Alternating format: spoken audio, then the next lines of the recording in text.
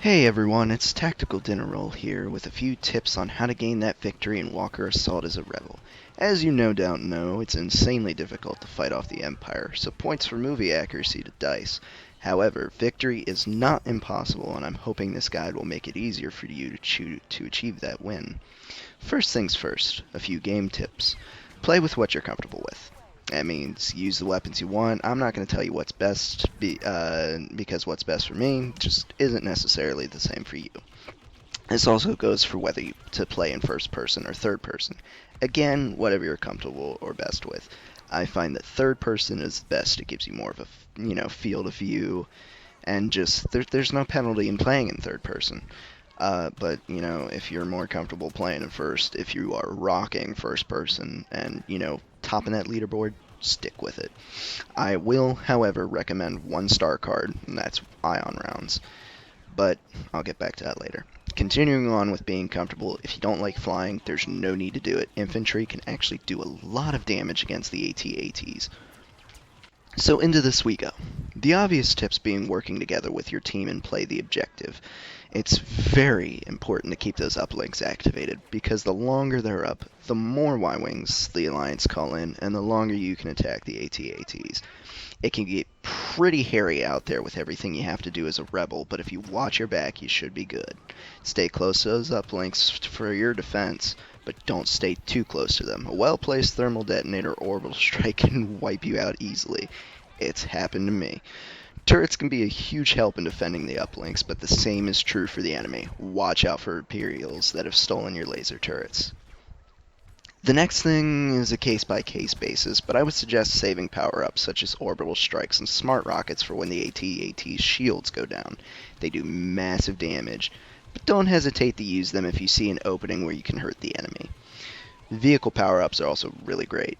X-Wings can do some damage on the AT-ATs, but they're kind of more useful keeping the skies clear and taking out AT-STs, because those chicken walkers are horrible. X-Wings should also do their best to protect the A-Wings. They're a great asset against the AT-ATs. Snow speeders aren't that great, so I wouldn't recommend trying to fly them. They're easily shot down, and it's not easy tripping the AT-ATs. However, I'm not going to stop you if you want to try and recreate an awesome Star Wars moment. Also, just don't kamikaze the AT-ATs. You'll do more damage if you're still flying. Now, I understand mistakes happen. I've accidentally flown into the ground more times than I can count.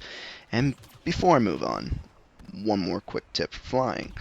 Locking on isn't just for your missiles. It will also guide your lasers to a certain degree, and it's certainly helpful. So make sure you are locking on when you're chasing after, a couple people.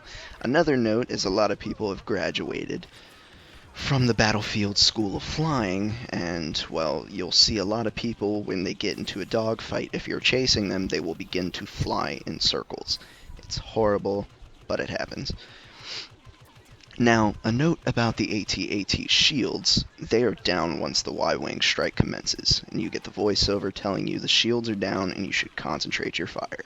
This is where ion rounds really help. Use them as soon as they cool down and just keep firing. Try and watch for flanking Imperials, however. I've been killed by a lot of those too. Once the objectives tells you to move to a new uplink, the shields are back up and there's no use firing at them anymore. I've seen a lot of people still firing at the AT-ATs after the shields are back up, and it's just useless. You could be running towards the new uplinks or taking out those pesky Imperials that are no doubt coming after you. A few more tips back on the ground. If you have more than enough charges for iron rounds, don't hesitate to use them against the AT-STs either. The chicken walkers can really ruin your day, and it's best to take them out quickly. If you do get lucky enough to find a hero pickup and play as Luke Skywalker, still haven't been able to accomplish that myself, he is best used to rip through enemy lines. But if you see a Luke out there, be sure to help him out. Hero characters are a major threat and they can get overwhelmed fairly easily when the enemy team focus their fire on him. Also, watch out for those AT-ATs. They will kill you in one hit almost every time, so try to stay out of the line of fire if possible.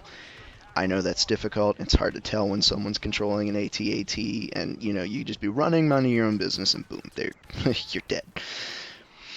But honestly, that's about all I have for you. The rest just lies with teammates that know the same things as you do now. But if you have any more questions about the game mode or just tips in general, don't hesitate to leave a comment and ask. I'd be happy to help. And if you found the video helpful, make sure to like the video, share the video, and subscribe if you haven't already. And I will see you in the next video.